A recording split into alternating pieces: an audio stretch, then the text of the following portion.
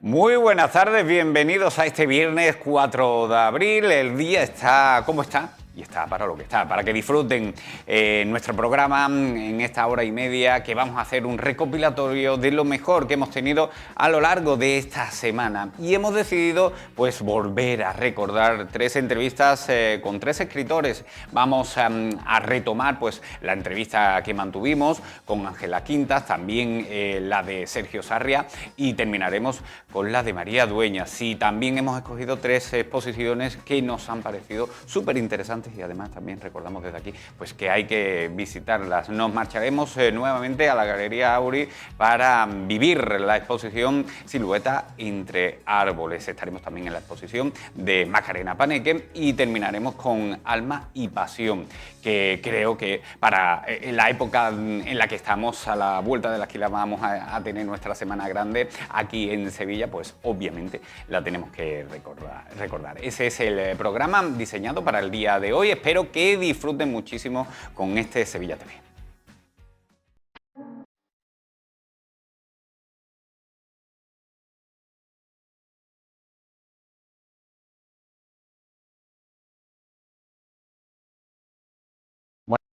Dicho en el sumario, vamos a empezar hablando de La boca a tu salud, el 5º libro de Ángela Quintas, que ya pone su segunda edición, porque yo tengo segunda edición, pero es que va ya por la 4ª edición, ¿no, Ángela? Muy buenas tardes. Buenas tardes. Cuarta no, 8ª, ¿no? Cuarta. Ya me estoy liando yo con los números. Cuarta.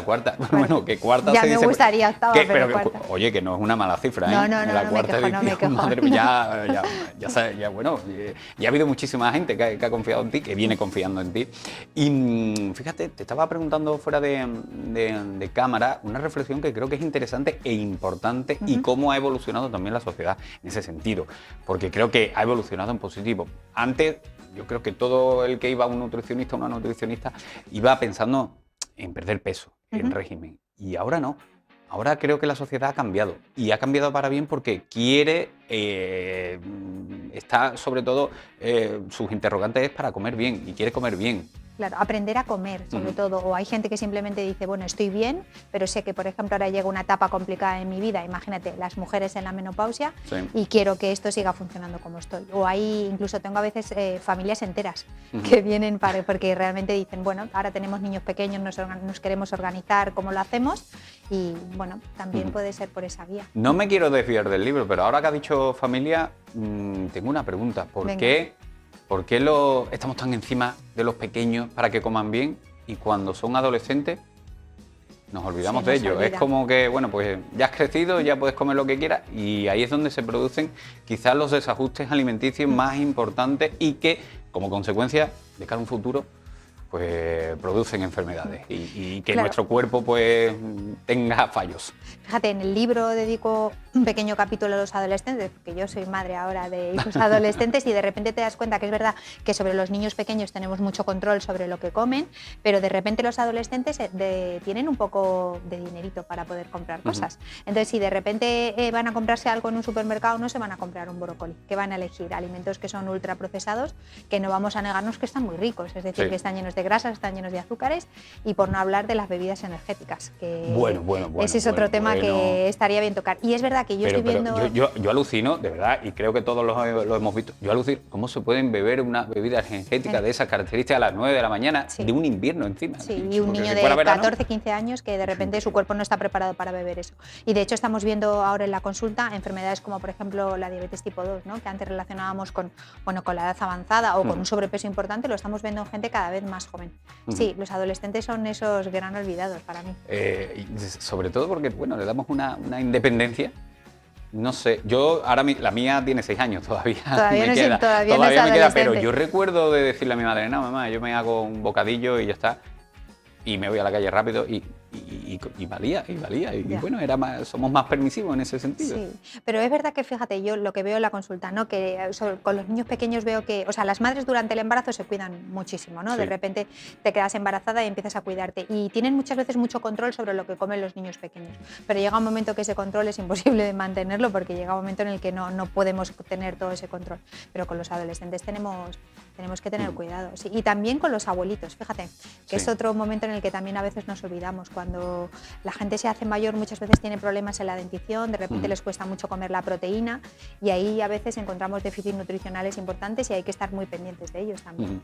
Háblame de esas 8 claves para controlar cuestiones importantes, el peso sobre todo, pero también la insulina y la inflamación. Con eso tengo yo una pelea, porque sí es verdad, y yo creo que lo notamos todos, ¿no?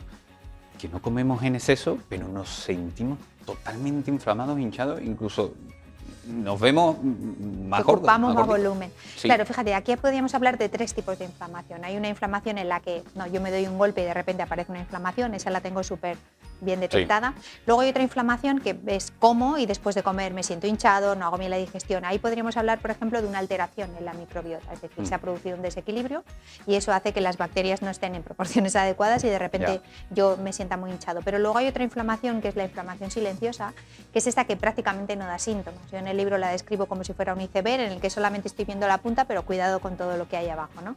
Por ejemplo, alguien que tiene inflamación silenciosa podría ser alguien que dice: estoy bien, pero ¿no? me he puesto malo todo el rato, me duelen las articulaciones, no consigo bajar peso, aparece a lo mejor algún cambio pequeño en mi analítica, pero todo está bien, pero en realidad no está bien. Bueno, pues se ha visto que esta inflamación silenciosa mantenida en el tiempo puede llevarnos a tener enfermedades graves como puede ser un síndrome metabólico, una diabetes tipo 2 o incluso algo mucho peor.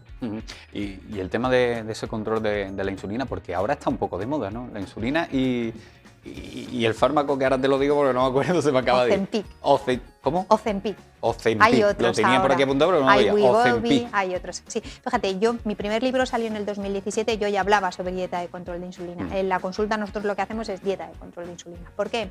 Porque nos hemos dado cuenta, después de tantos años, que es la que genera mayor adherencia del paciente. Es decir, cuando tú controlas tus niveles de glucosa en sangre, te sientes muy bien. Sí. No sientes bajones después de comer, no tienes esas ganas de comer dulce todo el rato, llegas al final del día cansado porque hemos hecho muchas cosas, pero no llegas agotado. Entonces, las dietas de control de insulina generan mucha afinidad del paciente y es algo que va muy relacionado con lo que hablábamos al principio, es decir, es una manera de crear hábitos alimenticios. Entonces, para mí son dietas que funcionan muy, muy bien. Y cuando me hablabas de los fármacos estos que se han puesto tan de moda... Le han puesto, es curioso, ¿no? Sí, siempre que se ponen... actores, cantantes, influencers, claro. Al final la sociedad tira también creyendo que les puede venir bien, que en algunos casos será y en otros casos pues, claro. obviamente no. Claro, el Ozempic es un fármaco que que su prescripción es para la gente que tiene diabetes tipo 2. Es verdad que es un fármaco que para gente que tiene un sobrepeso muy grande está funcionando muy bien. ¿Por qué? Porque lo que hace es que te quita la ansiedad, te quita las ganas de esa ansiedad por comer, ¿no? Entonces, en algunos casos está muy bien porque es una manera que tenemos de controlar el peso, pero para mí no sirve de nada si eso no se lleva con implementar unos buenos hábitos alimenticios, porque si tú de repente te pinchas un fármaco en el que se te quitan las ganas de comer, pero tú no aprendes a comer... Va inyectado. Va inyectado, sí. Ajá. Se te quitan esas ganas de comer y de repente pierdes esa ansiedad por la comida y no la aprovechas para aprender a comer de manera saludable, cuando tú elimines este fármaco puede ser que vuelvas otra vez a tu rutina. Pero entiendo que tiene que ser que tiene que prescribirlo el médico, ¿no? Claro, sí, tiene que prescribirlo el médico y sobre todo yo creo que está indicado para gente que tiene diabetes tipo 2 y para gente que tiene un sobrepeso importante. Para mí no estaría indicado para alguien que quiere o que le sobran 3 o 4 kilos. Para eso lo que hay que hacer es repasar qué estás comiendo, cómo estás comiendo y crear unos buenos hábitos alimenticios. Esto es un poco quizás como el ayuno intermitente, ¿no? Nos pensamos que bueno, realizamos ese ayuno y ya cuando terminemos hay una libertad absoluta para comer lo que queramos, ¿no? Es que fíjate, con el caso del ayuno intermitente es verdad que yo me he dado cuenta que muchas veces está muy mal interpretado. Yo abogo por las dietas de control de insulina, en la que es recomendable comer cada 3-4 horas para no llegar, por ejemplo, con tanta ansiedad a la comida y hacer malas elecciones, pero es verdad que se ha visto en estudios que el ayuno intermitente, esto de abrir una ventana en la que dejo descansar a mi páncreas sin secretar insulina, por ejemplo, imagínate que tú cenas a las 8 y no vas a comer nada hasta el día siguiente al mediodía. Sí. Bueno, eso te puede proporcionar unos beneficios, pero ¿qué ocurre? Que yo estoy viendo gente que está haciendo una mala interpretación del ayuno intermitente, porque se creen que como a las 2 de la tarde, como llevo tantas horas sin comer, ese ayuno lo puedo romper absolutamente con todo, o sea, vale todo, y no es real, es decir, las horas que tú vas a ingerir alimentos deben de ser también alimentos que sean sanos y que sean saludables. Claro. Entonces, bueno, yo por ejemplo no sería incapaz de hacer un ayuno porque yo necesito desayunar por las mañanas, entonces, bueno. Yo que con ese tipo de cosas yo lo llevo muy mal porque además yo necesito mi tostada de jamón. Yo lo siento mucho. Bueno, pero ahí lo estás haciendo muy bien porque estás Y aceite, mezclando sí, el hidrato pero- con la proteína. Sí, Peor sí. sería si no le pusieras el jamón. O sea, que lo estás haciendo muy No, bien. no, es verdad, ¿eh? Yo antes era de mantequilla, pero ahora la vida de rico me he puesto... me he vuelto- Bueno, pero le puedes poner huevo, o sea, le puedes poner un poco de jamón de york. Claro. La idea está en mezclar el hidrato con la proteína para no hacer un pico de insulina. Pero entonces, la tostada con... A ver, ya para salir de duda. Venga. ¿Con aceite y sin jamón? No, sin jamón no. O sea, Sin- fíjate, lo Pero, ideal ¿no? es que en cada una de las ingestas tú mezcles un hidrato con una proteína, ¿no? Los Vale. hidratos no solamente es el arroz y la pasta, sino las frutas y las verduras también son hidratos, ¿no? Y las harinas, en este caso, en la rebanada de pan. Ahora, Entonces, eso sí, yo el pan integral lo siento, ¿no? bueno, pues pan normal, no Ah, pasa vale, nada. vale, vale. Es verdad que los cereales integrales atenúan mucho el pico, pero bueno, una rebanada de pan con jamón de york, con jamón Una serrano. rebanada, no dos.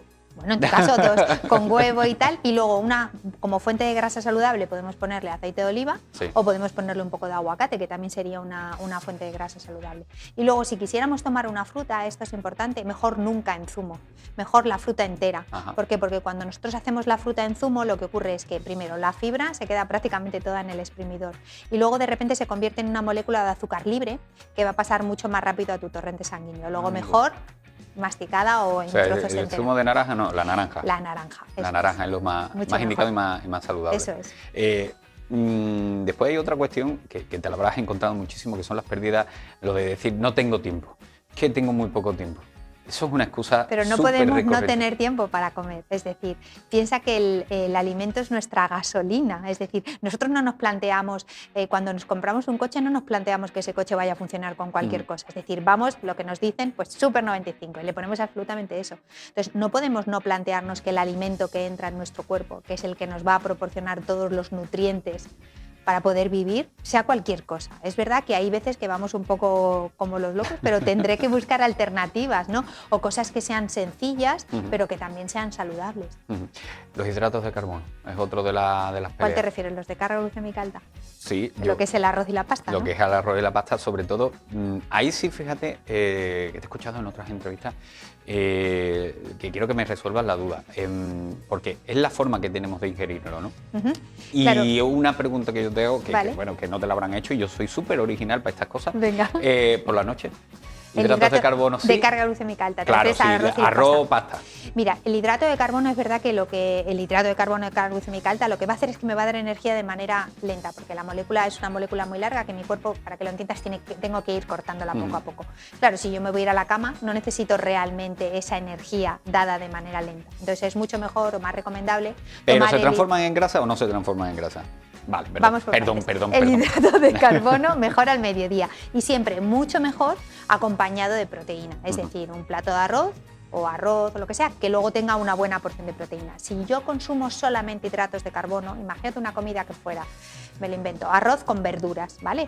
O un desayuno que tuviera pan, fruta, bollito, cereales, tal. Cuando todo ese hidrato de carbono de mi estómago pasa a mi intestino, cuando de mi intestino se filtra a mi torrente sanguíneo, cuando yo me encuentro con esa cantidad tan grande de hidrato de carbono en mi torrente sanguíneo, mi páncreas tiene que secretar insulina para normalizar mis niveles de glucosa en sangre. Una parte de ese hidrato va a ir al hígado, otra parte va a ir al músculo en forma de glucógeno, pero si sigue habiendo mucha cantidad de hidrato de carbono, mi cuerpo tiene que bajar eso, porque yo no puedo tener esos niveles de glucosa en sangre, tendría un coma diabético. ¿Qué es lo que hace mi cuerpo? Activa una reacción que se llama lipogénesis y lo convierte en grasa. Es decir, un desayuno que no tenía nada de grasa, mi cuerpo lo convierte en grasa para que yo no tenga un coma diabético. Claro, esto, por ejemplo, justifica la pregunta que la gente dice, por ejemplo, ¿cómo puede ser que yo tenga tanta grasa acumulada en mi cuerpo si yo no consumo alimentos ricos en grasa? Bueno, pues porque tu cuerpo está activando esta reacción que se llama lipogénesis y gracias a ella tú estás aquí y no tienes un coma diabético. Claro, por eso hay que hacer ese ejercicio. No, ya tienes la explicación, esa energía, ¿no? Tú tienes que quemar de alguna manera esos hidratos para que no se, Claro, sobre se todo, conviertan en tienes que esa grasa. combinarlo con un hidrato y con un... O sea, lo ideal sería combinar un hidrato con una proteína. Mira, yo siempre pongo este mismo ejemplo, pero cuando yo era pequeña estaban los platos de Duralex en los que cabía cacito y medio de lentejas. Ahora tenemos unos platos que son tremendos. Pero cuando mi madre ponía lentejas, hacía lentejas con arroz, por ejemplo, que ahí estaba mezclando un cereal cereal con una legumbre, con lo cual teníamos una pequeña porción de proteína, y era una proteína completa, pero siempre había un segundo. Mi madre ponía cinta de lomo, boquerones, huevo, es decir, mezclábamos muy bien el hidrato con la proteína. Claro, pero mira, piensa en la comida japonesa. Cuando vas a un japonés, yo no sé si a ti te pasa, pero sales y dices, he comido, pero qué bien me siento, ¿no? Es decir, no, no te sientes pesado. No da la sensación de estar pesado. ¿Y qué estás tomando? Estás tomando un hidrato de carbono de carga glucémica alta acompañado de una proteína y en proporciones muy buenas. Entonces, el problema es cuando te tomas una paella, por ejemplo, con 2 trocitos de pollo y te tomas una copa de vino y te duermes la siesta, te levantas con un sopor, ¿qué te apetece en ese momento? Algo dulce, chocolate, algo que te suba, porque has producido un pico de insulina muy grande, te ha bajado los niveles y luego lo que te pide es algo que te suba y que te vuelva a colocar en el sitio en el que tú quieres estar. Claro, ahora entiendo por qué vas por la 4ª edición, porque explicado de esta forma tan fácil, hasta yo lo entiendo. Es que es una de las cuestiones, yo creo que en este sentido, también es una de las claves de tus libros, es la manera de explicarlo. No sé si te ha pasado, te lo habrán dicho 28 millones de veces, ¿no?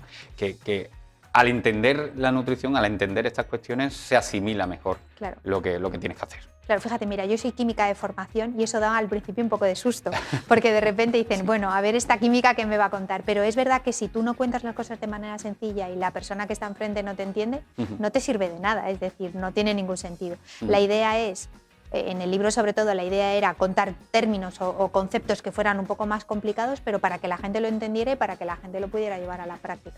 Y en el libro este sobre todo mi idea era que luego lo pudieran sobre todo eso, llevar a la práctica. Después de cada uno de los capítulos, en muchos he puesto, por ejemplo, si hablo del metabolismo, ¿no? Pues un test para evaluar, porque todo el mundo piensa que su metabolismo es lento, todo le echamos la culpa al metabolismo, pues a ver si realmente tu metabolismo es lento o no. Lo que yo no entiendo es cómo hoy en día todavía hay personas, y son muchas, porque si no, no estaríamos hablando de estas cuestiones, que confunden los productos light. Sí.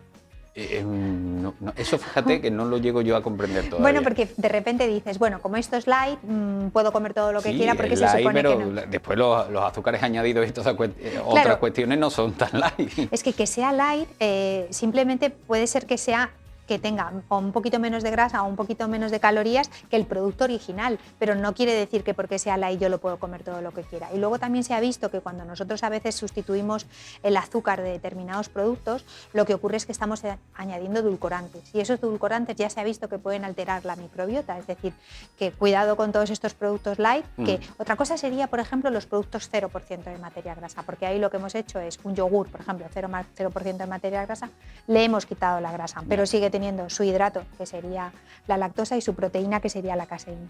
Pero que un producto sea light o que un producto sea sin azúcares añadidos puede estar lleno de polialcoholes, bueno, puede tener otras muchas cosas. Pues, Ángela, un placer que tenerte aquí, sobre todo porque nos quedan algunas cuestiones mucho más claras. Muchas gracias. Mucho más claras. Y creo que es lo recomendable de tu libro, cómo explicas todas estas cuestiones y podemos entenderlo, sobre todo por eso, porque creo que cuando se entienden las cosas se asimilan mejor y ahí podemos llevarlas a cabo de una manera más positiva y que sea más beneficiosa. Muchas Así que, gracias. lo dicho, amiga, muchísimas gracias. Gracias. Un placer. Más cosas que tenemos que ir avanzando en el programa en el día de hoy. Nos vamos a marchar a la Galería Auri para conocer una exposición maravillosa, Silueta entre árboles. Hoy hemos venido hasta una de las galerías más antiguas de Sevilla y de Andalucía, concretamente a la Galería Aurí. Y me acompaña Magdalena Aurí, directora de la galería, todo un orgullo. Buenas tardes, sí, somos las más antiguas de toda Andalucía y seguramente, quizás, también creo, según me han dicho, de Madrid para abajo. Bueno, pues vamos a ver esta exposición tan original que tenéis hoy aquí, que es Entre siluetas y árboles. Sí, es de Miguel Ruiz Poveda, un pintor madrileño que tiene una temática muy especial y también una técnica muy particular. Él evoca los personajes, el mundo, la evolución a través de la naturaleza, porque la naturaleza para él es lo que nunca para, es lo universal. Entonces nos une la tradición, pero también está cambiando constantemente y entonces hacia la modernidad y los cambios absolutos, ¿no? Une los personajes suyos, que son personajes un poquito, digamos, más que idílicos, inventados, relacionados, tiene un poco de concepto, algunos de ellos como con el mundo del circo, de la aventura, y No sé. No, es una maravilla. Al final lo que me comenta Magdalena, lo que hace este autor, que es eso, hablar del cambio constante al que se somete la naturaleza. Y A través de ella. exacto. Nos acerca a la tradición, pero también está en evolución constante hacia el cambio. Exacto, y hace también esa metáfora, ¿no? Esa comparativa también de las siluetas, ¿no? Del cuerpo humano con esa naturaleza. Por eso siempre en todos los cuadros podemos ver siempre, bueno, pues al final una persona, exacto, Un personaje, sí. y pues al final el fondo de naturaleza o animales, como hemos visto en este caso caballos, o aquí directamente, por ejemplo, un paisaje, árboles. Los árboles para él tienen una grandísima importancia y la verdad que los cuida de una forma muy especial. Tiene una técnica muy original, es óleo y técnica mixta, no emplea acrílico, pero sí pigmentos naturales, témpera, que la hace emulsionada, la proyecta emulsionada, y son unos digamos, unos resultados de unas texturas muy diferentes, muy originales, también muy distintas. También, bueno, se caracteriza por esos colores tan llamativos, ¿no? Que vemos en todos sus cuadros. Sí, todo eso es porque usa los pigmentos naturales, entonces son puros de color y entonces comunican mucha más fuerza, digamos, para él. También es verdad, bueno, que hace cierto bueno, llamamiento, representación a nuestra cultura, como vemos en este cuadro, concretamente vemos a esa gitana, ¿no? Ese gitano también, bueno, al final en eso, en un fondo de colores donde se funden las figuras. Sí, sí. Y sobre todo que no quiere darle más protagonismo a una cosa que a otra, ¿no? Tiene algunos cuadros que son más específicos, como este de aquí, Cuando llegue, que es un homenaje a Italia, claro, se ve. Vamos a llegar muy poquito, vamos por ese, que es un homenaje a esa cultura nuestra sevillana, ese por supuesto de la playa, que también es una maravilla, y ya pasamos a este que me comentabas que es un homenaje a Italia. Cuéntame más sobre él. Sí, le encanta Italia, lógicamente, y toda su cultura. Y entonces pues ahí se ven varios personajes que podemos ver en toda la historia del arte italiano, ¿no? Representados, y todos mezclados, todos quiere decir que han hecho la riqueza de la cultura y del arte en Italia, ¿no? Qué maravilla. Bueno, y seguimos por aquí. Estos son un poco más especiales, son diferentes. Distintos, estos son tratados sobre un cartón grueso, también la misma pintura, predominando el óleo en esto, pero también la misma técnica. Y son personajes, siempre está unido también tanto a la naturaleza como más a los pueblos, ¿no? Que es, para él los pueblos es lo más importante. Ese mundo rural al final que está conectado con la naturaleza, ¿no? La naturaleza, y además tiene, digamos, más sinceridad, es más verdad, ¿no? Entonces son personajes que él coloca en esas casas, pues eso, tocando el violín, cantando, dando una serenata, pero todos representando un poquito, sobre todo, la lírica también de los pueblos, ¿no? Lo vemos también en estos cuadros de aquí, bueno, pues esos personajes aventureros, ¿no?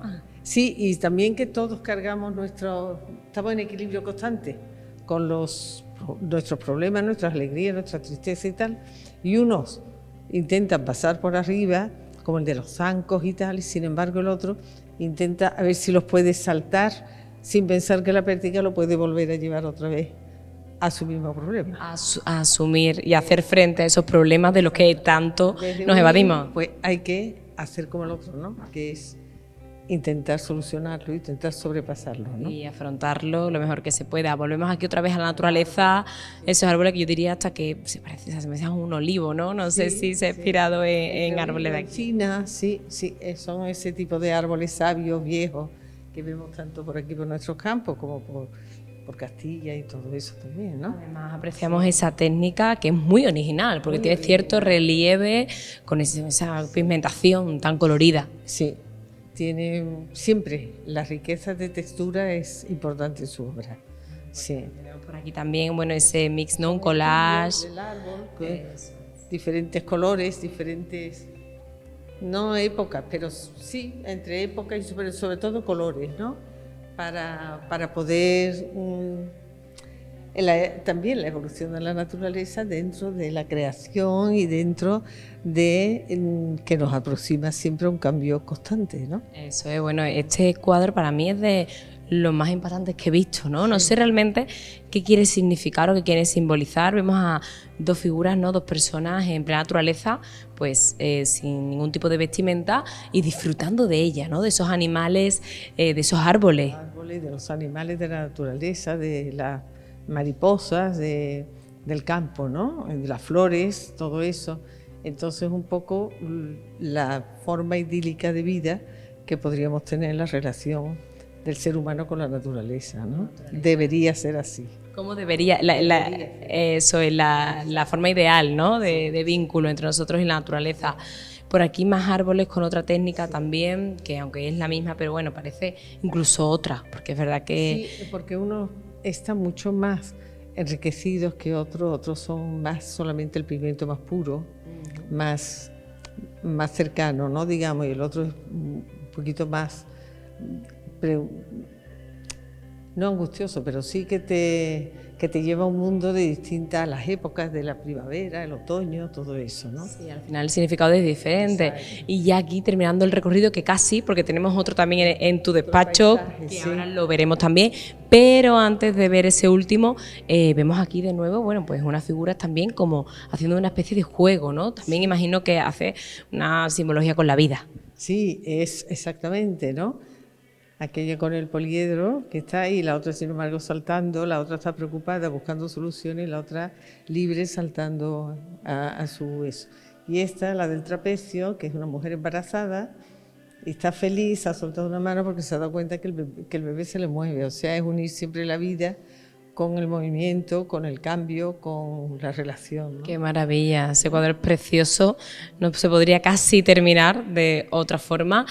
Vamos a ver el último cuadro, pero antes me gustaría que me hablases un poco más sobre esta galería, ya que es una de las más antiguas de Sevilla y de Andalucía, 49 años. ¿Cómo surge la Galería Auri? Pues la galería surgió con mi marido Luis y unos amigos, y siempre nos encantaba el arte, y estábamos rodeados de muchos amigos, pintores, escultores, grabadores. Pero no sois artistas vosotros. No, nosotros no, los otros sí, claro. Y entonces pues siempre hablamos y defendíamos y decíamos, y aquí entonces, en aquella época, no teníamos oportunidad ninguna ni de exponer. Lo poco que había de galería, que desgraciadamente han desaparecido, traían pero mucha pintura de fuera, pero de dentro, de aquí, muy poco, nada prácticamente. Entonces dijimos, pues mira, hablando hace un tiempo más, vamos a poner una galería para enseñar la pintura de Andalucía, pero también llevarla fuera y traer de fuera para que se vea que estamos en el mundo, que es exactamente igual, ¿no?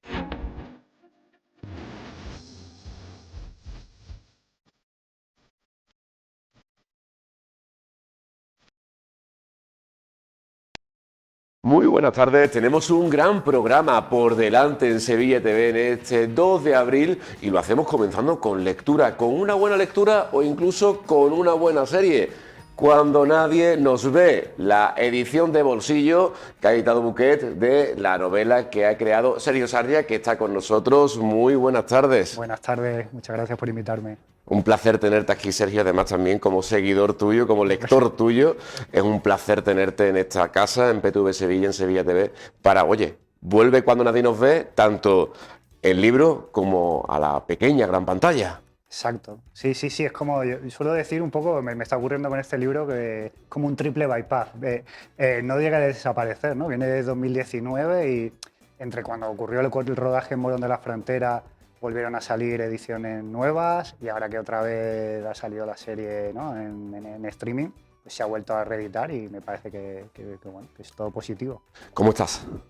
Bien, a veces abrumado, pero feliz sobre todo por estoy recibiendo mucho cariño y eso pues nada, es de alabar. Cuando nadie nos ve está basado en marzo de 2016 en Morón de la Frontera. Está relacionado la Semana Santa, asesinatos, la base de americana que está en Morón. Tú eres malagueño. Sí. ¿Cómo se mete todo esto en la coctelera y sale esta novela? A ver, yo creo que el origen empieza porque el director del Intermedio, yo he trabajado, ¿no?, muchos años en el Intermedio, el director, Miguel Sánchez Romero, era de Rota y me contaba mucho, ¿no?, pues muchas anécdotas sobre la base de Rota y a mí me parecía ¿no? Bastante peculiar esta cosa del choque cultural entre americanos, ¿no? y andaluces. Y como no estaba, o yo tengo la sensación de que no estaba muy contado, lo intenté recoger en esta novela. Y me parece que es un tema que da para mucho, ¿no? Yo siempre pensé que, aunque puede dar para invita a comedia, me parecía que tenía más elementos de thriller, ¿no? Yo pensaba, para que la gente se acuerde más o menos, durante la guerra de Afganistán, los aviones que llevaban a los presos a Guantánamo paraban en Morón de la Frontera. Y todo esto ocurría mientras, ¿no? mientras se variaba la aceituna. Entonces, claro, ya simplemente la realidad tiene como muchos componentes de thriller, ¿no? A poco que indagases, a poco que buscases, ¿no? un crimen o un asesinato o una desaparición que relacione, ¿no? digamos, lo que es lo rural con este entorno más militar y ajeno, como es una base americana, pues me parecía que tenía mucho potencial.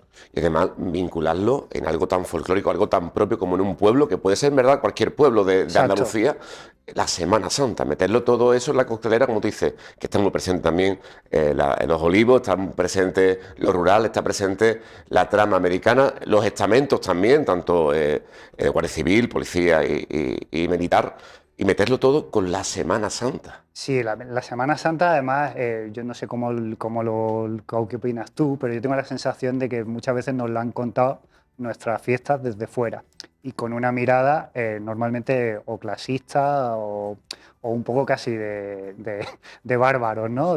O fundamentalistas. Y yo creo que no, que la Semana Santa para mí es todo lo contrario, es una cosa completamente transversal que invita al creyente, al no creyente, casi un rito iniciático, participas de ello desde pequeño, tus primeras salidas, ¿no? Sin tus padres es en Semana Santa, ¿no? Oye, pues, ¿te puedes creer que ese comentario nos lo han dicho más de una persona? Claro, es que para mí es un rito iniciático la Semana Santa y no es solo esta cosa folclórica, ¿no? Sino que yo creo que nosotros la hemos vivido de muchas maneras. Yo recuerdo, pues igual, los primeros... estrenar el Domingo de Ramos una camisa, ¿no? Que era el primer regalo que me hacía mi abuela. El primer helado de la temporada, el Domingo de Ramos, si no llovía, claro, ¿no? Pero normalmente hay como muchas cosas que tienen que ver con lo iniciático en Andalucía que a mí me apetecía contarlo desde dentro, no desde fuera, porque a veces eso, tengo la sensación eso, que se queda pues como pasó, ¿no? Por ejemplo, con lo de los chicos, ¿no? De Dolores Guapa, ¿no? Sí, tal. por ejemplo. Es como no entender nada, querer ridiculizar y yo para eso estaba como muy en contra. Quería tratar este tema con sentido del humor, pero desde el respeto. La verdad que sí, es algo también que se muestra después también en la serie. Y bueno, ¿cómo el lector qué se va a encontrar en la novela? Es decir, ¿qué partes, cómo se diferencian los capítulos los unos de otros? ¿Qué vinculación tiene también la Semana Santa en los capítulos? ¿O cómo estructuran la novela? Pues la novela está estructurada pues, por cada día de pasión. Empieza con bueno, no el Domingo de Ramos, empieza antes con las procesiones de víspera, pero básicamente pues eso, Domingo de Ramos, Lunes Santo, Martes Santo, que es algo que en la serie se ha respetado, ¿no? Cada capítulo es un día. Y eso me parece que es interesante, ¿no? También porque sabes que el Domingo de Resurrección tiene que acabar. Entonces eso me parece que era interesante, ¿no? Era un componente que además va cambiando, ¿no? Como va cambiando también la Semana de Pasión, desde lo festivo, ¿no? Un Domingo de Ramos que tiene, digamos, mucho más colorido, con más luz, ¿no? Desde los guantes blancos, los niños, tal, a cómo va mutando, ¿no? A partir de Jueves Santo, Viernes Santo, el luto, ¿no? Todo esto me parece que también jugaba, ¿no? De pasar de ambientes muy cálidos a ambientes más sombríos, que la propia Semana Santa, ¿no? Ya parece que esté guionizada, ¿no? En ese sentido. La verdad que también además vamos viendo la evolución de los personajes, la evolución de la propia trama, vemos también la lucha propia, ¿no? de los protagonistas, vemos cómo incluso vamos conociendo más sobre el entramado propio, ¿no? Vamos descubriendo cómo funciona una base militar, que a lo mejor solo desconocemos de entrada y vamos conociendo a través de la novela, ¿no? También en este caso quería conocer un poquito más, ¿no? Porque claro, cuando nadie nos ve, ¿por qué este título y sobre todo conocer si has tenido que investigar mucho sobre la Semana Santa propia de Morón para poder trasladarla a esta novela? A ver, lo de cuando nadie nos ve, para mí supuso un problema también, pues obvio, ¿no? Porque te recuerda a la canción de Alejandro Sanz y tal. Y dándole muchas vueltas a otros posibles títulos, seguía pareciéndome que reflejaba mejor, ¿no? El concepto de la novela, que es quiénes somos realmente, ¿no? En ese momento en el que llegas a casa, te quitas el uniforme, en este caso, quién eres, ¿no? Y en el caso de Lucía Gutiérrez, la sargento protagonista, pues es eso, ¿no? Es alguien que parece como muy fría, muy rígida, sin embargo, la vas conociendo en esos momentos de intimidad, ¿no? Y además es algo que siempre me ha preocupado o me ha interesado, es que los policías, en este caso guardias civiles, no tuviesen como una capacidad detectivesca increíble, sino que fuesen personas normales, ¿no? Con problemas normales. Con problemas normales. Con una hija que no eche, ¿qué tal? Que tiene unos problemas de adolescentes normales. Exacto, ¿no? Que la trama no les pisase por encima, sino, bueno, la trama les acompaña, pero no les atropella. Entonces eso me parecía interesante. Y con un libro que, como decimos, está sacado en 2019, se reedita también en diferentes años, vuelve a salir a la palestra gracias a la serie. ¿Cómo ha sido trabajar en este caso con Enrique Urbizu, que es un gran director, trabajar en este caso, pues adaptarla a la pantalla con todo lo que supone eso y llevarlo a Morón de la Frontera? Además también, si no me equivoco, con los pasos reales de las propias cofradías de Semana Santa, la carrera oficial propiamente de Morón. ¿Cómo ha sido todo eso? Bueno, yo allí me he intentado mantenerme un poquito al margen porque antes que novelista soy guionista y sé lo que representa ese curro y lo respeto bastante. Entonces creo que a veces se tiende, ¿no?, que el autor o la autora se metan demasiado, ¿no?, en estos ejercicios de adaptación y termina siendo pues una criatura padre o madre de muchos y termina convirtiéndose un poco en un engendro, ¿no? Y entonces yo quería que eso tuviese la personalidad de Enrique Urbizu o la de los guionistas que lo han adaptado, que en este caso además eran conocidos y amigos de Malaca. Entonces eso, yo me he intentado distanciar. Lo que dices de Morón, pues ha sido increíble porque se han volcado absolutamente, han participado, creo que menos una cofradía, han participado absolutamente todas, se han implicado y lo que me resulta curioso es que, claro, durante el rodaje está ficcionado una parte de la carrera oficial.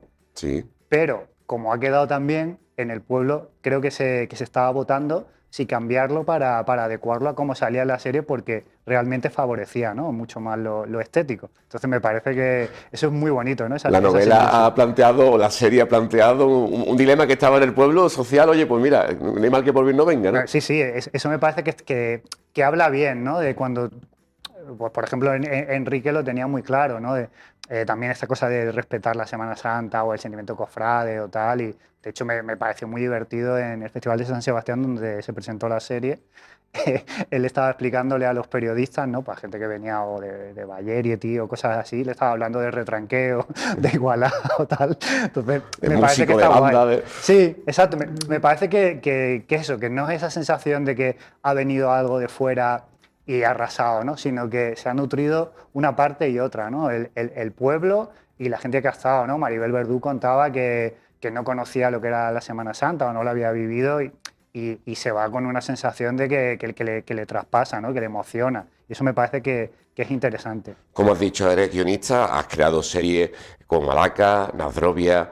¿Qué es para ti, o qué ha supuesto para ti Cuando nadie nos ve, que ha sido al contrario? Has creado una novela y ha pasado a los compañeros de la televisión. Para mí es mucho más cómodo, ¿eh?, porque lo otro me genera bastante estrés, es tomar muchas decisiones, a veces lo mismo, claro, siendo autor, pues claro, a veces tú estás muy influenciado por la propia novela y quieres que pasen las cosas como ocurren en la novela, y yo creo que es mucho más cómodo ver las decisiones que han tomado ellos, ¿no?, porque además creo que respetan todo lo que es el universo que está en la novela, los personajes y demás, pero han llegado, ¿no?, por otro lado que a lo mejor yo no hubiera dado.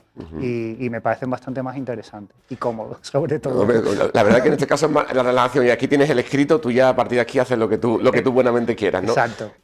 Para aquellas personas que estén viendo la serie, que recordemos un poco que se presentó el pasado 7 de marzo y termina, porque esta semana a semana sacándose los capítulos en la plataforma Max, termina el 25 de abril, si no me equivoco. ¿Se van a encontrar algo diferente a la novela? Sí, se van a encontrar. El cambio más grande, digamos, es la aparición de un personaje que es el de Magali, la Teniente Castillo, que ese no existía en la novela, ¿no?, y que colabora, que es, digamos, por la parte de la base, la policía militar, colaborando con la Guardia Civil. Ese personaje no estaba en la novela. Y luego creo que más o menos el resto es lo que estaba. Y sí que está cambiado, por ejemplo, que Lucía Gutiérrez es una fumadora empedernida y en la serie no... Lo dejan Sí, más educada, Maribel exacto. Verdú, que hace un papel fantástico. Está increíble. La verdad que también quiero decirte, y la verdad porque yo es que soy amante del papel y la serie nos encanta, pero yo creo que esto puede ser también una puerta de entrada importante que la gente cuando vea la serie disfrute mucho más de la novela, ¿no? Porque lo ha visto y ahora quizás baje al terreno del papel. Sí, el otro día alguien me decía, ¿no? Pero primero que se lea la novela. Y yo creo que no, que da igual la puerta por la que entres, que mientras te seduzca ¿no? El concepto, ¿no? De una base americana en un pueblo andaluz durante la celebración de la Semana Santa, pues eso, creo que una cosa te puede llevar a la otra, que no bueno, a no ser que no te guste, ¿no? Pero en principio creo que no se anula, ¿no? Una cosa a la otra, que vas a ver matices diferentes, tanto en la novela como en la serie, y que una cosa probablemente te lleve a la otra. Sergio, cuando nadie nos vea, si una novela, como digo, que cree una parte de ti, es una parte de ti, pero que tú has hecho más cosas, tú has creado más títulos literarios, luego tenemos la segunda parte de esta novela, que es El Terral, ¿verdad? Exacto, sí, que transcurre en Málaga. ¿Y ahora qué hay? Después de cuando nadie nos ve en la serie de televisión, casi un poco como volver atrás, ¿ahora qué? Bueno, ahora está la tercera parte de la trilogía, ¿sabes? Cuando nadie nos ve, Terral, como tú decías, y en invierno saldrá la última parte de la trilogía, que se llama Dios sabrá vengarnos, que ocurre en Sevilla, y así un poquito a modo de presentación, pues ocurre también durante la feria de abril. Oye, como... aquí tenemos exclusiva, o sea que Sí. o sea, va un poco entre Morón, Málaga y ahora Sevilla. Sí, más o menos con los mismos personajes y sobre todo con el arco dramático, ¿no? Que está planteado desde cuando nadie nos ve y una resolución final, ¿no? Digamos. ¿Es difícil plantearte escribir novelas como esta o bebes de algún antecedente? A ver, a mí lo que me ha costado es, y de hecho me ha costado tanto que no lo he conseguido, es desprenderme del humor, ¿no? Yo, por ejemplo, claro, he hecho sobre todo comedia, desde programas de humor a series de comedia y tal. Entonces la primera vez que me planteo esta cosa de hacer un thriller o un policíaco, para mí sí fue un desafío, porque no estoy más acostumbrado a cosas un poco más arquetípicas, más testosterónicas o tal, y yo quise afrontarlas desde otro lado, ¿no? Primero con sentido del humor, porque me parece que la vida, y sobre todo en Andalucía, no puedes aspirar a que sea como un Nordic Noir, ¿no? Aquí nosotros tenemos un carácter que es diferente. Y lo vemos, aparte de ese carácter diferente, lo hablamos fuera de cámara, el ambiente de Morón también se contagia, ¿no? Que te ha llegado... ¿Cuántos vecinos de Morón te han llegado porque la novela está hecha en Morón, se habla de la Semana Santa de Morón y ya si ves la serie y ves los paisajes de Morón, ¿ha sido algo? ¿Cómo ha sido eso? A mí eso me ha parecido increíble porque, claro, uno cuando escribe siempre teme, ¿no? O que la gente del pueblo no se sienta identificada o que le moleste algo y al contrario, yo he sentido un cariño que estaba muy lejos de imaginar en mis mejores sueños, ¿no?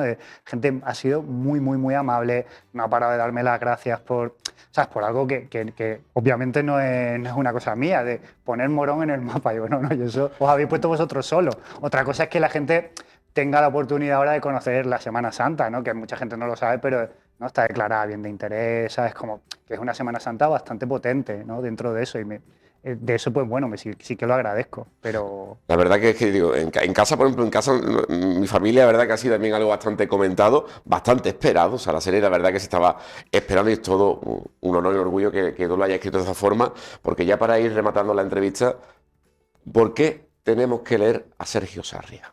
No sé si te lo has planteado alguna vez.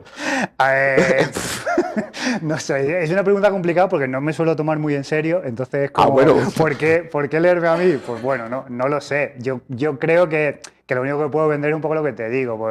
¿Por qué leer este tipo de thrillers que planteo? Pues me parece que porque lo combinan desde un sitio en el que yo me siento más cómodo, que es eso, en el que la vida también tiene oportunidad para el humor y no solo para la tragedia, ¿no? No me gustan los thrillers que son solo oscuros. A mí me gustan, pues eso, que haya luz, ¿no? Y que la luz lo invada, Y que tengas todo. esos ciertos giros, ¿no? También, ¿no? Para estar enganchado. Sí. Sergio, entonces, ¿cuándo, si podemos decir fecha de la próxima novela? ¿Podemos decirla o todavía Solo puedo decir eso, durante invierno 2025. Vale, pues pero ahí estaremos. Apuntamos por ahí, ahora mismo en qué estás metido, además de eso. En otros proyectos, pero no te lo Tampoco puedo, se puede no decir, te bueno, puedo oye, comentar. Ya no, sabes pero cómo la va verdad, esto. que Sergio Sarria suele ser esa persona que cuando aparecen los créditos, aparece por ahí Sergio Sarria, una persona que está muy metida en el mundo de la televisión y es un placer tenerte aquí con nosotros. El placer ha sido mío. Esperamos próximamente tenerte por aquí de nuevo para presentar esa nueva novela. Ojalá. Basada en Sevilla. Sergio, muchísimas gracias por estar con nosotros. A vosotros por invitarme. Muchas gracias. Muchísimas gracias, Sergio Sarria. Cuando nadie nos ve, la novela, que está también en serie, pero oye, una vez que veamos la serie, o si no conoce la serie, veamos y podamos leer y disfrutar de esta novela y potenciar también la cultura y la lectura. Nosotros vamos a ver con nuestra compañera Lidia Hernández una exposición Calorcito. Vamos a poder, pues en este caso, seguir con cultura aquí en Sevilla TV con nuestra compañera Lidia Hernández en esa exposición Calorcito. Hoy hemos venido hasta el Teatro La Fundición de Sevilla para conocer la primera exposición individual de Macarena Paneque. Se llama Calorcito. Muy buenas, Macarena. Hola, ¿qué tal? ¿Qué tal? Bueno, vamos a conocer tu primera exposición a nivel individual que se denomina Calorcito. Háblanos sobre ella. Pues esta es una exposición que fundamentalmente trata un poco las sensaciones más que lugares concretos, como podéis ver o como vamos a ver ahora. Sobre todo se están sintetizando paisajes que no son paisajes específicos en concreto, sino que evocan un poco pues a emociones, a ese calorcito, ¿no?, al que me refiero elaborando la obra. Sí, más que los detalles, realmente al final quieres hacer pues al final énfasis en ese colorido, ¿no?, en transmitirle realmente a todos los que admiren tu obra, pues esas sensaciones, ¿no?, esas emociones. Exactamente, es un trabajo de síntesis del paisaje, como decía, que sobre todo se trabaja la composición de diferentes elementos, el uso del color. Entonces, a lo largo de la elaboración de cada obra, pues un poco en función de las sensaciones que me iba representando a mí o que me iba evocando cada cuadro o cada ilustración en concreto, pues lo relacionaba con una experiencia distinta o con una sensación diferente. Desde el 27 de febrero hasta el próximo 10 de abril podremos disfrutar de esta maravillosa exposición aquí en el Teatro La Fundición de Sevilla. Es tu primera exposición a nivel individual. ¿Qué ha significado para ti, Macarena? Pues efectivamente ha sido la primera, así que bueno, ha significado principalmente pues nervios, emoción y hombre, la verdad que también mucha satisfacción, ¿no?, porque al final es como un primer parto de forma figurada. Y nada, pues ha llevado la verdad mucho trabajo, pensar cómo podía enfocarlo, por supuestísimo pues la elaboración de las obras, pero lo he hecho muy contenta y no sé, me siento como afortunada de poder tener esta oportunidad en Sevilla, además que es mi ciudad, y bueno, pues que mi obra se empieza a conocer un poquito también. Hombre, por supuesto que sí, además que es la primera, pero nunca será la última, o sea, siempre habrá segunda, tercera y muchas más. Pues seguimos por aquí, esta es la primera parte de la exposición y ahora continuamos por aquí porque tenemos más y continuamos con unos pequeños cuadros en miniatura por aquí. Háblanos más sobre estos cuadros que tenemos aquí. Pues mira, realmente llevan todos una línea similar, como te decía antes. Lo que intento transmitir un poco con los distintos cuadros, las distintas obras, pues son esas sensaciones de experiencias, de calorcito humano, de lo que sea. Entonces, creo que es interesante también tener diferentes formatos y diferentes tamaños de las obras, porque al final cada una pues, puede representar una cosa distinta, ¿no? Entonces, la idea es que también el recorrido que estamos haciendo de la exposición está mostrando un poco un proceso de evolución también en mi desarrollo artístico, digamos. Hemos comenzado a ver las obras más analógicas en formatos como madera o lienzo.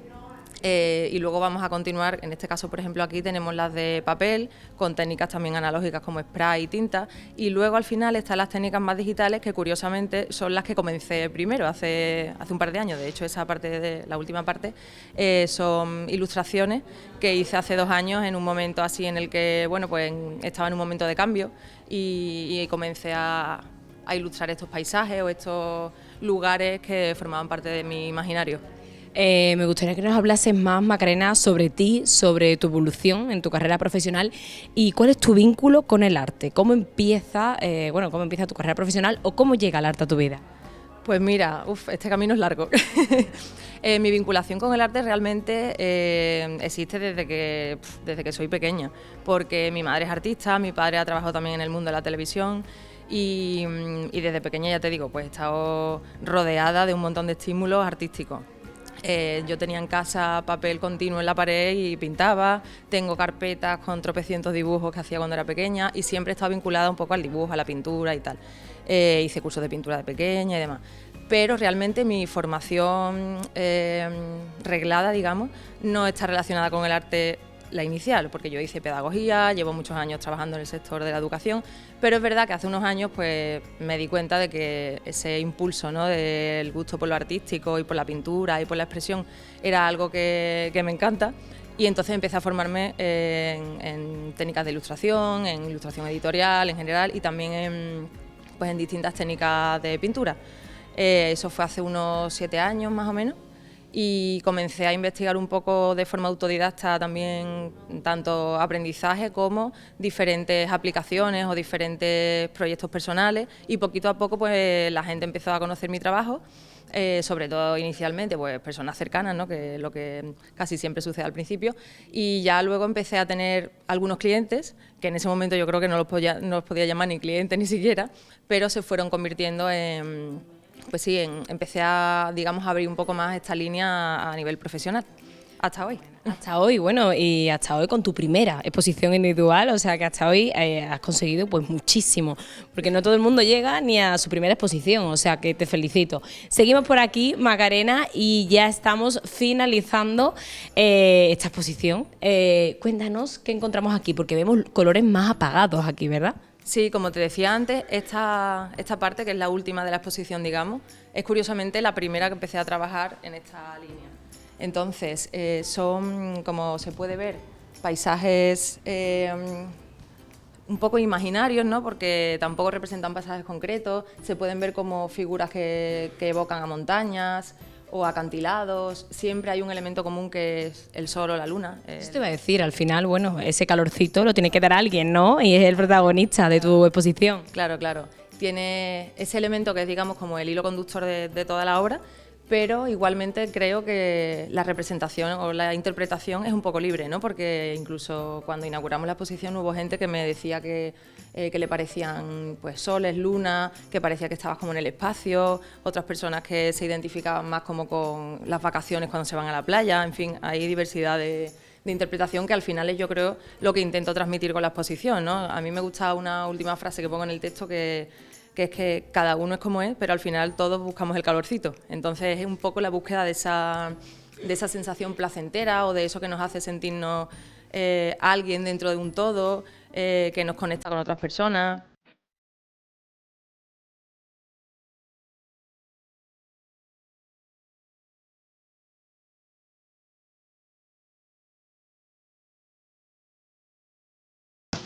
Ya lo anunciábamos en nuestro sumario, que era un auténtico placer tener por aquí a María Dueñas, que nos visite, que tenga bien estar aquí en esta casa. María, muchísimas gracias. Encantada. Por venir, por estar aquí, pero sobre todo por lo más importante, por tener el placer de hablar de tu nueva novela, de tu nuevo trabajo, de tu nuevo libro. Por si un día volvemos. Yo te lo digo, y viendo las imágenes, viendo la crítica, no sé qué sensaciones te da, pero yo creo que tiene muy buena pinta, ¿no? Bueno, ¿qué voy a decir yo? Yo encantada, es un libro en el que he puesto toda mi ilusión, todo mi esfuerzo, todo mi conocimiento y mis ganas de que vuelva a gustar a los lectores. Y de momento, fíjate que lo presentamos la semana pasada, que lleva ni una semana hace todavía. Oye, por cierto, que te tengo que felicitar por ese evento en la Casa Mediterránea. Sí, tuvimos un evento en Alicante precioso. He visto imágenes y algún que otro vídeo y la verdad es que reconforta mucho, ¿no? Sí. Es sentirte tan arropada, ¿no?, en ese sentido, ¿no? Magnífico, magnífico. Fue un encuentro como una apuesta de largo, ¿no?, para salir al libro. Sí, 400 y pico personas, puertas abiertas, y tuvieron que cortar por aforo porque hubo cola en la calle. Sí, la verdad es que estoy muy agradecida porque la respuesta en cada libro nuevo vuestra, de los medios y de los lectores y de la audiencia de todo tipo, siempre es muy afectuosa, siempre muchas ganas de historias nuevas, así que yo estoy encantadísima. ¿Por qué este tipo de novelas? Porque tú puedes elegir entre muchas temáticas. Sí. Y bueno, una temática algo desconocida sí. Totalmente, ¿no? Porque Argelia, inmigrantes españoles, es algo que... Sí, nos vamos a un territorio poco conocido en casi toda España, con la excepción de la costa sureste del Mediterráneo, las provincias de Alicante, Murcia y Almería, que eran, y de las Baleares también, que era desde donde salía la gente por cercanía a la costa de Argelia. Pero es un episodio muy interesante de nuestra historia pasada. Es en los años en que está Francia en Argelia, la legendaria Argelia francesa, desde 1830. Está la población árabe, pero no son tantos todavía. Están los franceses, que no están acostumbrados a ese clima desértico y necesitan gente para trabajar, y allí van decenas de miles de españoles, algunos de ida y vuelta, y muchos otros se van quedando. Unos se naturalizan como ciudadanos franceses, otros no, pero allí hacen su mundo, allí hacen su colonia muy compenetrada, allí había corridas de toros, allí iba Luis Miguel Dominguín, antes de cerrar la Plaza de Toros, fue el último, pero estuvo yendo muchísima gente, bueno, bienvenida, todos los toreros de la época. Allí iba Lola Flores a hacer sus espectáculos.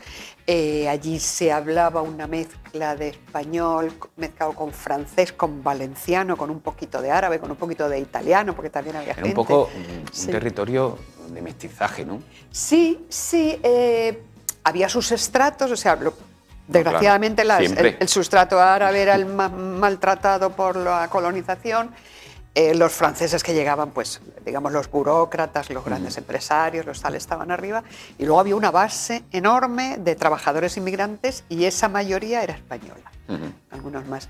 Y entonces es muy interesante. Luego, claro, esa gente en el año 62, cuando después de la Guerra de Independencia se tienen que ir y salen en un éxodo muy precipitado, muy triste, muy dramático, muy entrañable también. Y bueno, y eso es lo que yo cuento en la historia a lo largo de 30 años. Porque hay una emigración, que es la que se conoce, la de Alemania, pero esta es totalmente desconocida. Sí, esta es más antigua. Quizás eso, en la historia de España siempre conocemos ese tipo de inmigración, ¿no? Sí. El de la prosperidad, pero hay otra inmigración, y además es la que tú tratas en el libro, que es una inmigración de irse con lo opuesto. De necesidad. Les llegaban cargados con 4 niños, un hato de ropa y una sartén y un cazo, como mucho. Cual. Sí, era una inmigración muy pobre, pero de una gente que luego prosperó, la mayoría, porque gente muy trabajadora, sabía que se tenían que desnomar para salir adelante, y algunos consiguieron montar sus pequeños negocios y tal. Y luego, como muchos se nacionalizan franceses, ya cuando la independencia, muchos se van a Francia, y entonces al no volver aquí, pues también por eso se les conoce menos, porque el que era Pepe Hernández ya se iba a Francia como Monsieur Hernández, y entonces ya se nos conoce menos, pero son los que en Francia se llaman pieds noirs, pies negros, como les llamaban. Y en Francia, en España hicieron alguna colonia, bueno, y vivieron gente y se asimilaron también muchos en la costa de Alicante, en la ciudad de Alicante, en algún otro sitio, Murcia, un poquito en Almería, pero para el resto de España yo entiendo que son grandes desconocidos, aunque hubo también gente desde Andalucía emigrando para allá. La gran casa de tabacos, por ejemplo, que se llamaba Bastos, que es donde trabaja la protagonista un tiempo, era de un malagueño, la arrancó un malagueño. Tú siempre dices que no quieres dar lecciones de absolutamente nada, pero este libro también muestra un poquito a esa España que ahora, como un tema tan sumamente candente como es el de la inmigración, que los españoles fueron inmigrantes y que a los españoles no se les trataron bien en determinadas situaciones y en determinados países. Exactamente. No, yo no tengo ninguna receta infalible, ojalá, pero es para cómo gestionar la cuestión de la inmigración ahora mismo. Entiendo que es un tema muy delicado, que es un tema muy difícil de gestionar, pero yo creo que tendremos que tener un poquito más de sensibilidad, que no nos vendría mal, ¿no? Caracoles le llamaban, ¿no? A veces, en las épocas primeras, porque llegaban cargados. La gente que llegaba cargada, con lo poco que tenía, hasta la abuela se la echaban encima casi, ¿no? Por aquí. El que tiene una manta, un colchón, lo que tuvieran, pues mucha gente se iba a emprender una vida nueva desde cero y a lo que le saliera por delante. Lo que es la memoria, María, porque por aquí, camino de Tarifa, por aquí por Sevilla y por Andalucía pasa muchísimo. Muchísima gente. Muchísima gente. Sí, y no podemos decir, claro, y no se y puede. Van así, van como cargados hasta la franca. Y es cierto que no podemos decir, venga, todo el mundo que venga y aquí le damos todo a todo. Es algo que hay que gestionar, ¿no? Pero yo creo que todo empieza un poco también por la sensibilidad, ¿no? Un lanzamiento al unísono aquí en España, en América Latina y en Estados Unidos. Sí, son lanzamientos grandes. Es grande eso. Es un lanzamiento grande. Es fuerte. Sí. No sé si llamarlo arriesgado. No No, sé si porque llamarlo valiente. Ya lo hemos hecho con los últimos 3 novelas, creo, ya ha sido de esa dimensión. Porque antes solía publicarse el libro en España y después iba saliendo en América Latina. Pero después, bueno, yo creo que como vivimos en un mundo cada vez más conectado, ¿no? Pues para que nadie se quede atrás, van saliendo en casi toda América Latina y en casi toda España, y en Estados Unidos saldrá también en breve. Sí, y yo también iré ahora en mayo a las ferias del libro grandes de Bogotá, de Buenos Aires y algún otro país. Hay mucha predilección por los autores españoles allí en América Latina, ¿verdad? Sí que gustamos, y yo tengo además la inmensa suerte de que tengo muchísimos lectores, pero sí, yo voy casi todos los años a la Feria del Libro de Guadalajara en México y algunas otras, y nos acogen siempre de maravilla. Oye, Cecilia como que tiene un sexto sentido, ¿no? Que muchas veces en esa época había que tenerlo, de tener algo, de las miras altas, ¿no? Sí. Y decir, si no salgo de aquí, va a ser peor. No, absolutamente. Cecilia es una mujer muy intuitiva, a la que conocemos muy joven, a los 17 años, huyendo de una situación de abuso. En España vive en un sitio muy miserable, en un poco menos que un barranco de aquellas épocas de primeros del siglo XX, y se va sola a Argelia porque... Bueno, esto lo podemos contar porque es el primer capítulo. Que no que tampoco te quiero yo tirar de la lengua. Sí, luego me dicen que no haga spoiler, pero esto que es muy... Ella sufre una situación de abuso muy agresivo en las primeras páginas del libro, y para defenderse tiene que matar no tiene más remedio, se está defendiendo y mata involuntariamente al hombre que la está violando. Y entonces se tiene que ir, y lo que hace es que para que no le venga todo encima, agarra lo que el hombre tiene en los bolsillos y se lo lleva. Y en esos bolsillos hay unas cuantas perras sueltas, hay un pasaje de barco para ir a Argelia y hay una cédula de identidad a nombre de Cecilio Belmonte. Ella la cambia a Cecilia y con la identidad de su agresor se va sola, se embarca sola en el puerto de Cartagena hasta Orán, ¿no? Y ahí, claro, es una mujer muy joven que no conoce a nadie, que viene de un submundo que es medio analfabeta, muerta de hambre, no tiene códigos de ningún tipo y tiene que sacar las uñas como sea, y entonces las 500 y pico páginas es una carrera de superación. Ella trabaja en plantaciones, en fábricas, ama de cría, va prosperando, va encontrando amores, va encontrando amigos, le pasan cosas constantemente hasta 35 años después, en 1962, cuando con la independencia tiene que volver a España. Hablabas antes de que esos españoles que adquirían la nacionalidad francesa ya se iban, no volvían, por eso no hay testimonios o no ha habido tanta repercusión de este tipo de inmigración. Pero ¿por qué no tenían esa morriña, ese sentimiento patriótico que hoy sí tenemos? Tenían un poco... Que se pierde, ¿no? Claro, porque muchos de ellos ya eran segunda y tercera generación. Los padres tardaban más en aprender francés, algunos, los abuelos, no lo aprendían casi nunca, trabajaban con menos prosperidad, pero los hijos de esas generaciones que siguen manteniendo el apellido francés, decía antes Hernández es Hernández, pero si el padre se llamaba Juan Pedro, el niño ya se llama Jean-Pierre. Entonces ya se van afrancesando en todos, esos niños ya entran en el gran y excelente sistema educativo francés, van a las escuelas, van a los liceos y ya progresan en otras direcciones. Y entonces luego cuando la independencia, pues en Francia hay más posibilidades para ellos, y muchos es que esta España ya no la conocen, ya era la España de sus mayores o la España de cuando ellos eran jóvenes, y puede que tengan familia, puede que tengan un pueblo, alguna referencia a la que volver, pero realmente forma de ganarse la vida en España es más difícil para ellos. Es que al final muchas veces no somos conscientes de lo capaces que podemos ser y que simplemente hay que atreverse.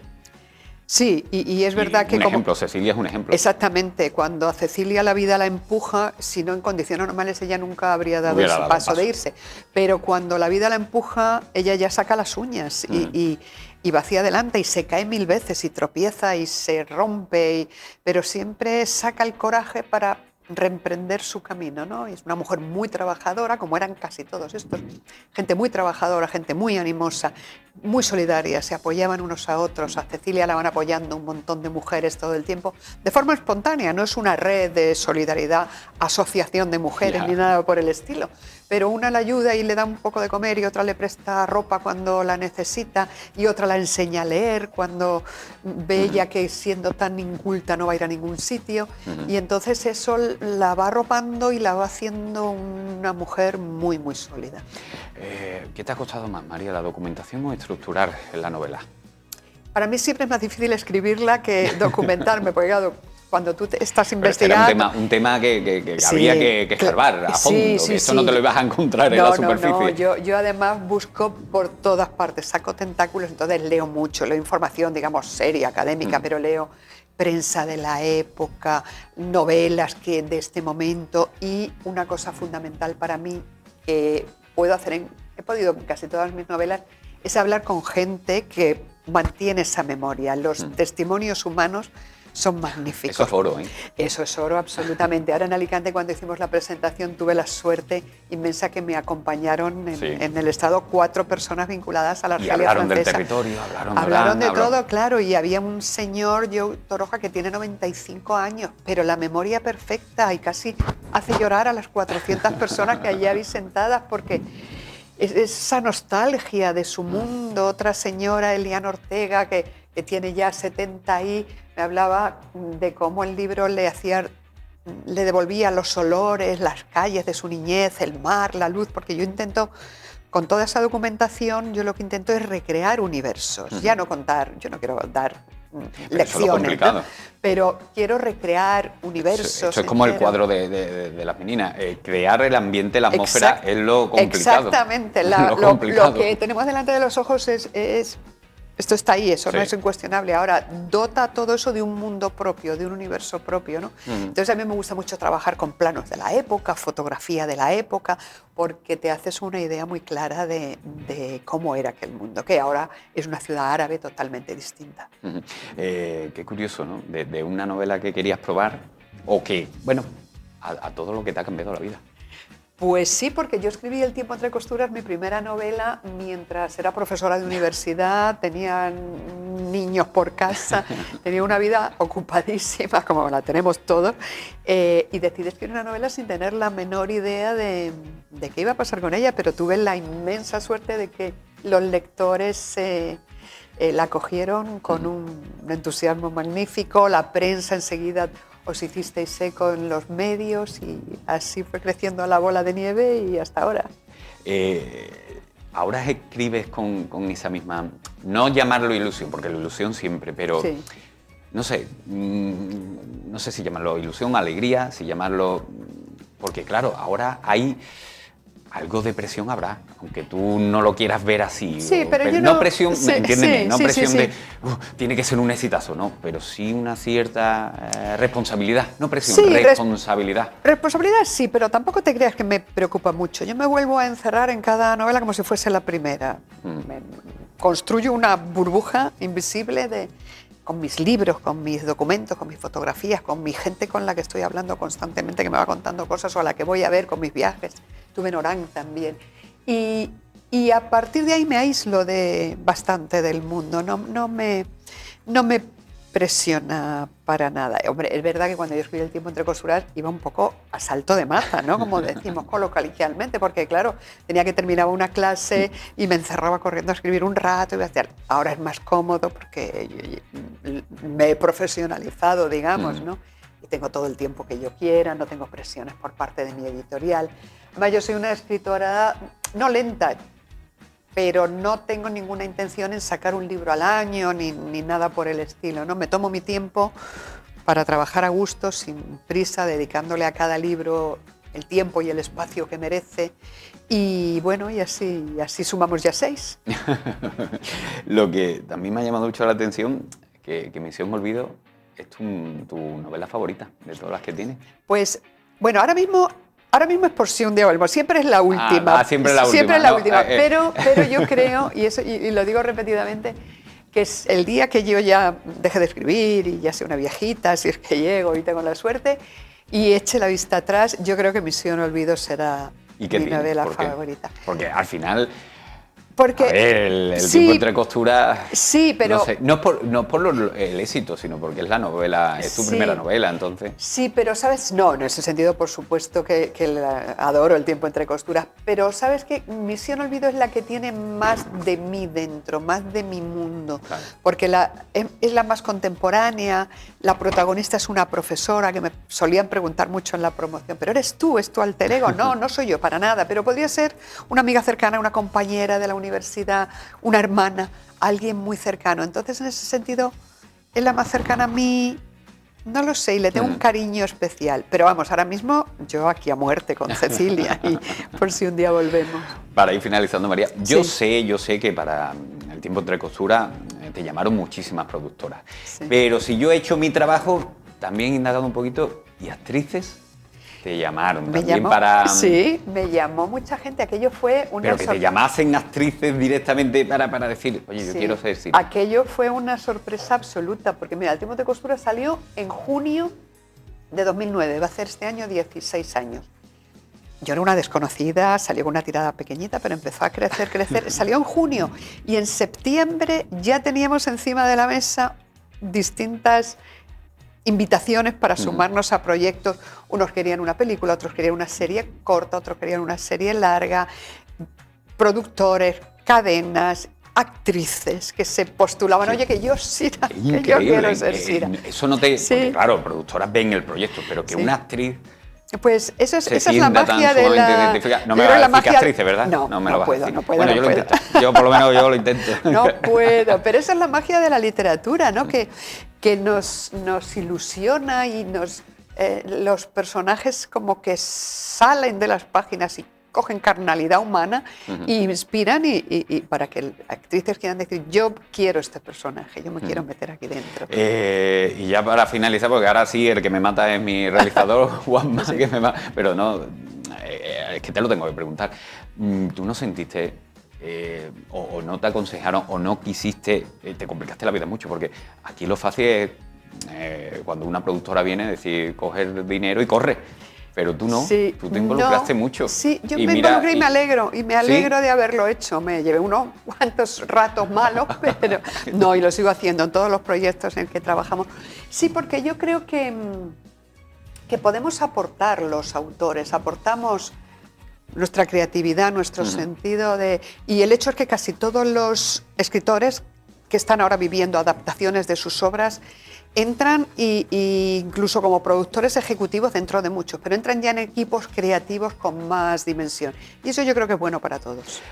Creo que sí, sobre todo porque las productoras se han dado cuenta que los autores no estorban. Espero.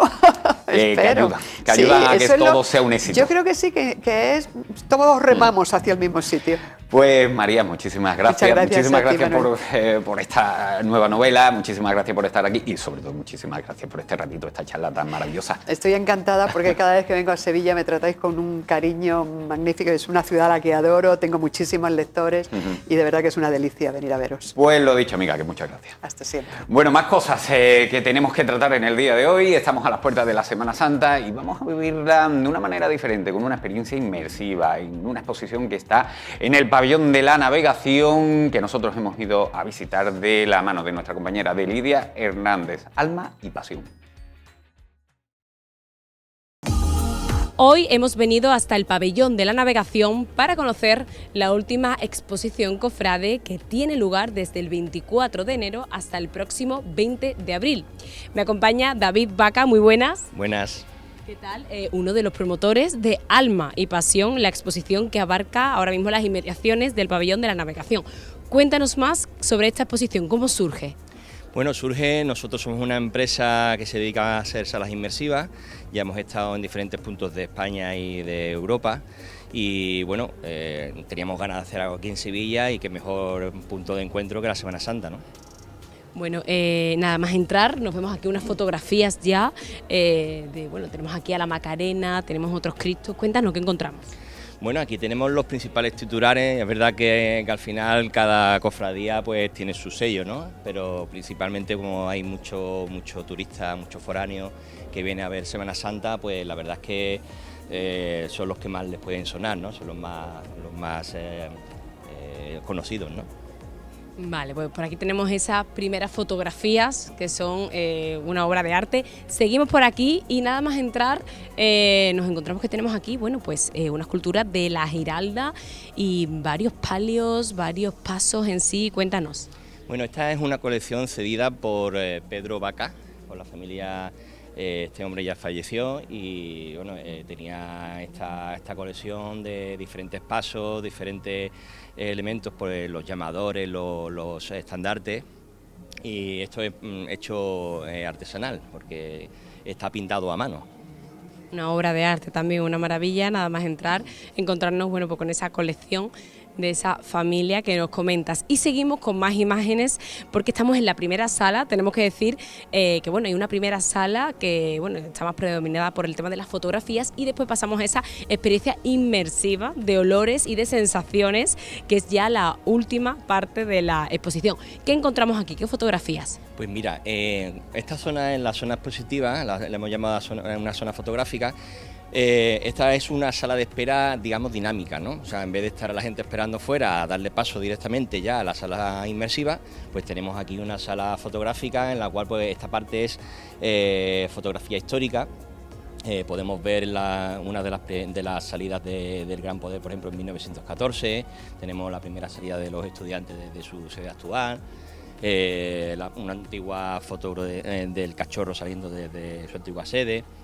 En fin, hay diferentes fotografías sacadas del archivo fotográfico de Sevilla y del Nodo y bueno, es bastante interesante porque son fotografías que la gente habitualmente no tiene a mano para ver, ¿no? Y sobre todo fotografías de esos inicios, ¿no? De los primeros pasos de las cofradías y bueno, imágenes al final históricas, ¿no? La Macarena de luto, por ejemplo, por la muerte de José Lito el Gallo. Imágenes únicas que al final no son accesibles para la mayoría del público en el uso diario. Seguimos por aquí porque aquí ya pasamos a imágenes un poco más contemporáneas, ¿no es así? Exacto, esta es una colección de fotografía artística cedida por los fotógrafos sevillanos Pepe Nieto y Juan Carlos Márquez. Y bueno, esta colección se viene a llamar la Semana Santa que no se ve, porque son detalles muy concretos, ¿no? Cosas que habitualmente cuando estás viendo la cofradía en la calle pues no te fijas, ¿no? Y luego son imágenes muy llamativas, ¿no? Sí, bueno, pues vemos por ahí esos costaleros, ¿no? Ese sufrimiento de los costaleros, de los nazarenos también. Bueno, vemos aquí, pues al final muchos seguidores de penitencia, en fin, como dicen, muchas imágenes del detrás, ¿no? De esas cosas que al final están ahí, pero que no se ven. Habitualmente se suelen ver, pues bueno, los tatuajes muy marcados, ¿no? Que tienen algunos cofrades. Aquella imagen, por ejemplo, es muy llamativa, ¿no? Esos costaleros comprando los buñuelos en un pequeño descanso, ¿no? Algo súper típico y necesario también. Eso es. Nos seguimos por aquí, ya vamos finalizando esta primera sala y aquí al fondo tenemos, bueno, pues cuéntanos, ¿qué tenemos? Esta parte es una de las más emotivas porque, como bien sabéis, esta primera edición la hemos dedicado al pregonero y medalla de Sevilla, Rafa Serna. Esta zona es un memorial dedicado a él, con diferentes elementos que nos ha cedido la familia.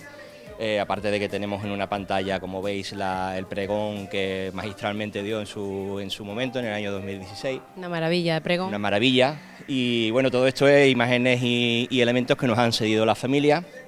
Fotografías que tienen ellos de su archivo personal, tanto a nivel cofrade como a nivel familiar.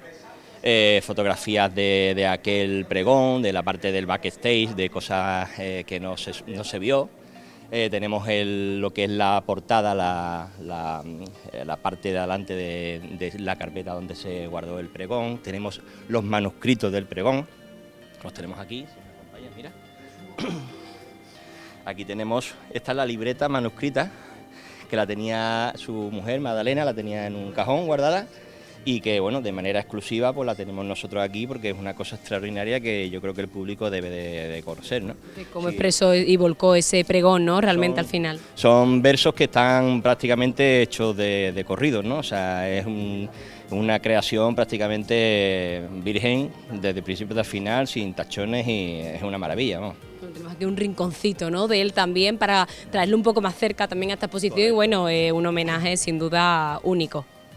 Pues sí, la verdad es que, hombre, a nivel de lo que la familia se ha volcado con nosotros, para nosotros es extraordinario, porque ya te digo, son elementos que son familiares, que estaban guardados y que desafortunadamente antes no se le había rendido homenaje, y bueno, nosotros hemos intentado poner nuestro granito de arena para que se siga rindiendo su homenaje al gran Rafa Serna, ¿no? Por supuesto que sí, no podía ser de otra forma. Vamos a continuar porque esta experiencia inmersiva empieza ahora. Empezamos con un pasillo que ya me está llegando hasta aquí el olor, David, y es que esta experiencia es de los 5 sentidos. Correcto. Nada más entrar, bueno, pues al final nos llega ese olor a incienso tan característico de la Semana Santa, y vemos también aquí una fotografía muy característica. ¿Qué encontramos? Sí, mira, aquí tenemos, pues bueno, como uno de los principales patrocinadores que tenemos es Turismo de Sevilla.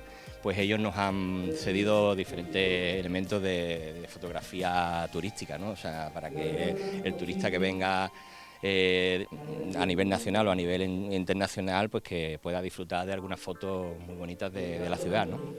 Sí, bueno, por aquí tenemos eso, la catedral, ese río Guadalquivir, ¿no?, con esa calle Betis al fondo. Tenemos por aquí también, bueno, pues Real Alcázar, Palacio San Telmo, las maravillas que tenemos en nuestra ciudad, David, las maravillas. Maravillosa, porque tenemos tantísimo nivel cultural, nivel arquitectónico, que tenemos que seguir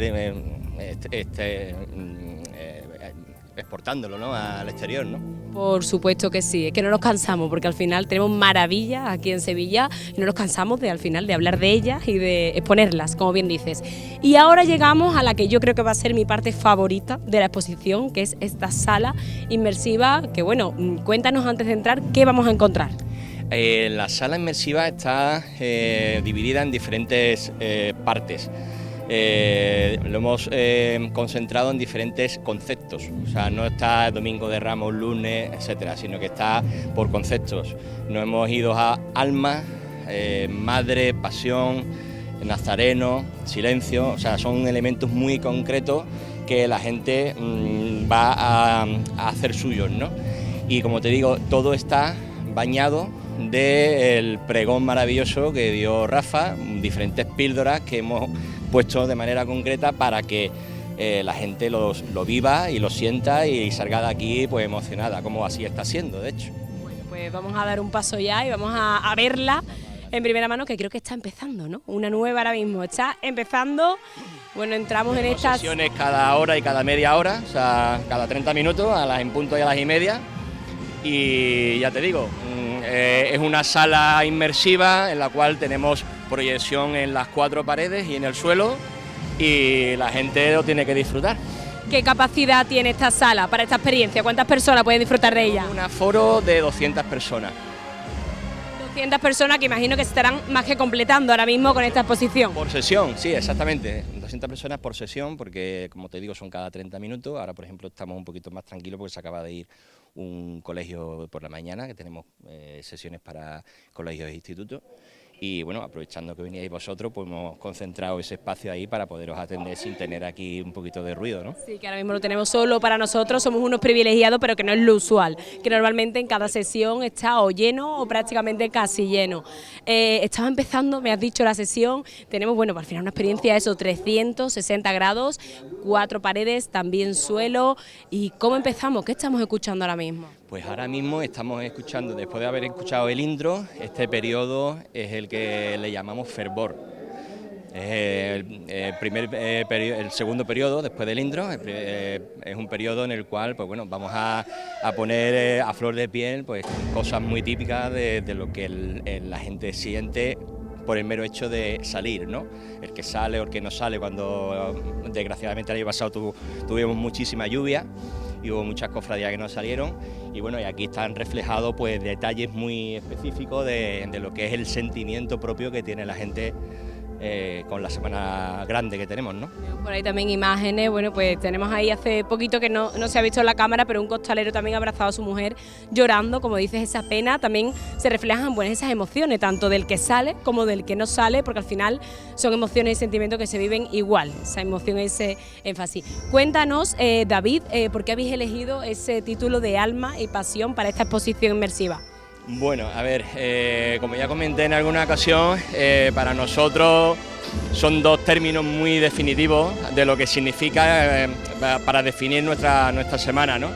El alma es lo que muchos cofrades ponen en la calle a la hora de salir o de sentir, y bueno, la pasión, ya sabemos lo que viene a ser la pasión de Cristo, la pasión que sentimos a nivel cofrade, ¿no?